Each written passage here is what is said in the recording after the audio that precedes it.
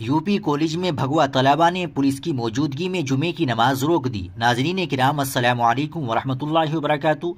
वाराणसी के उदय प्रताप कॉलेज, जिसे UP college भी कहा जाता है, में वाक़ई मस्जिद में जुमे की नमाज अदा नहीं हो सकी।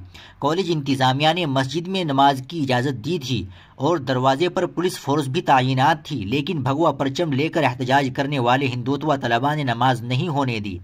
पुलिस की मौजूदगी के बावजूद हिंदुत्व तलबा ने न सिर्फ नारेबाजी की, बल्कि पुलिस बैरिकेडिंग तोड़कर मस्जिद के करीब पहुंच गए। हिंदुत्व तलबा का गिरोह मस्जिद में नमाज की मुखालफत करते हुए नारेबाजी कर रहा था।